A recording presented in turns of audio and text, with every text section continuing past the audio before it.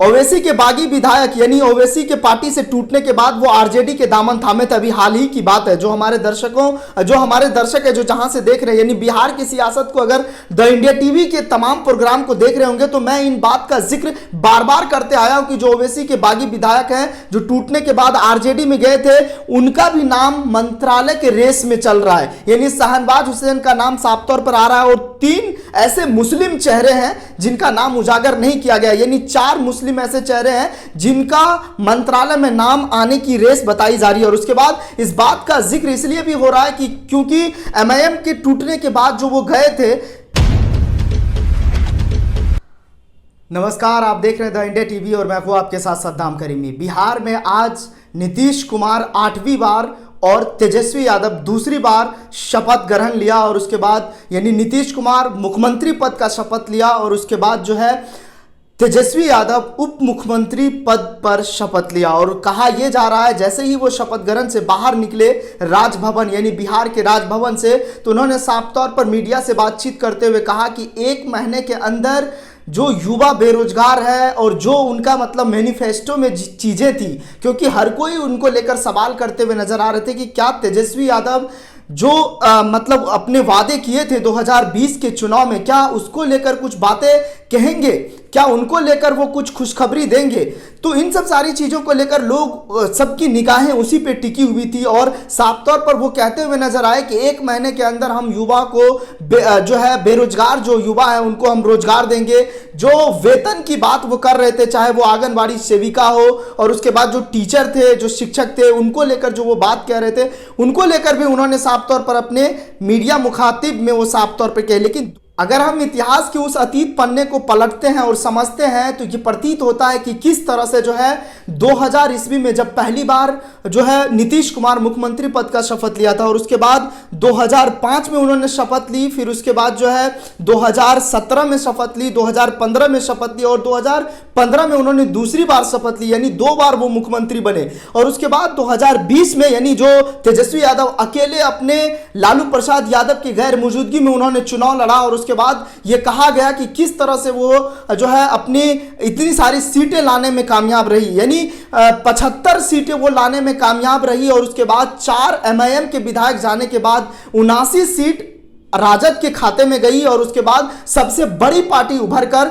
बिहार में वो जो है अपने नाम हासिल किया। और दूसरी तरफ अगर हम बात करें ओवैसी के बागी विधायक यानी ओवैसी के पार्टी से टूटने के बाद वो आरजेडी के दामन थामे थे। अभी हाल ही की बात है, जो हमारे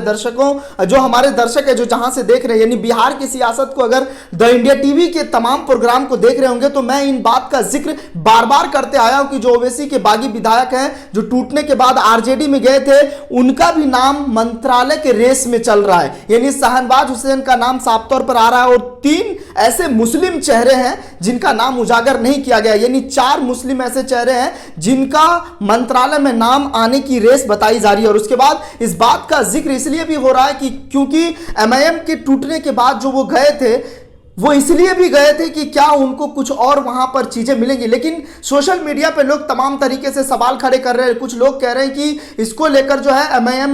में अगर ये चारों विधायक होते तो आज मंत्रालय मिल जाता, ऐसे ही मिल जाता। लेकिन जो सोशल मीडिया पे लोग तीखी वार करते हुए नजर आ रहे हैं और साफ तौर पर आरजेडी को एमआईएम के जो समर्थक है वो कोसते हुए नजर आ रहे हैं कि क्या जिस तरह से मतलब उप मुख्यमंत्री तेजस्वी यादव बने और उसके बाद नीतीश कुमार मुख्यमंत्री बने, लेकिन एनडीए की सरकार में 2 उप मुख्यमंत्री हुआ करते थे, लेकिन अब आरजेडी में वो चीजें नहीं है। तो लोग ये भी कह रहे हैं कि क्या महागठबंधन की सरकार में 2 उप मुख्यमंत्री नहीं हो सकते थे, एक मुस्लिम चेहरा हो सकते थे और एक जो तेजस्वी यादव बने हैं वो भी हो सकते थे। लेकिन इन सब सारी चीज़ों की इतर अगर हम दूसरी चीज़ को अगर समझे तो भारतीय जनता पार्टी इन चीज़ों को लेकर यानी वो लोकतंत्र की दुहाई देते हुए नजर आ रहे हैं और वो कहते हुए नजर आ रहे हैं कि ये कहीं ना कहीं बिहार की जनता से विश्वासघात किया गया है और वो प्रदर्शन करते हुए नजर आए। पूरे दिन आज भारतीय जनता पार्टी के तमाम जो विधायक हैं, तमाम जो कार्यकर्ता हैं, वो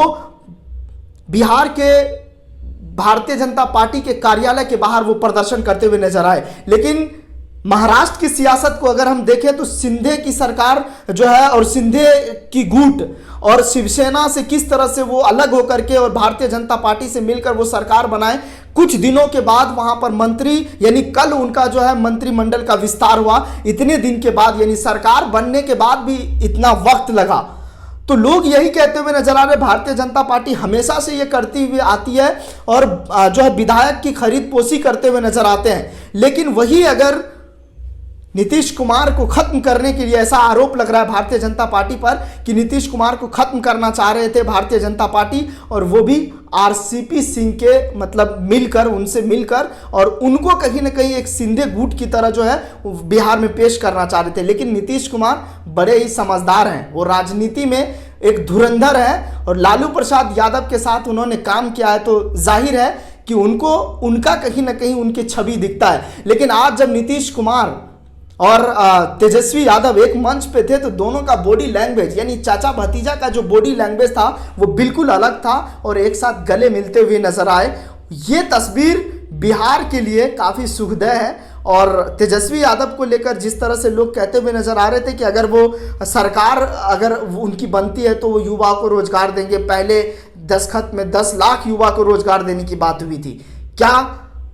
वो उस बयान पर खड़े उतरेंगे या फिर वो एनडीए की तरह जुमलेबाजी हो जाएगी? इसको लेकर हमारी रहेगी पहली नजर। आप इस मुद्दे को लेकर क्या सोच रहे हैं, आपकी क्या प्रतिक्रिया, आप हमें कमेंट बॉक्स में जरूर बताएं। आपके कमेंट का स्वागत किया जाएगा। फिलहाल इस रिपोर्ट में बस इतना ही। बाकी ताज़ा तरीन खबरों के लिए देखते रहिए द इंडिया टीवी। नमस्कार। चैनल को लाइक, शेयर एंड सब्सक्राइब करें और बेल आइकन दबाना ना भूलें।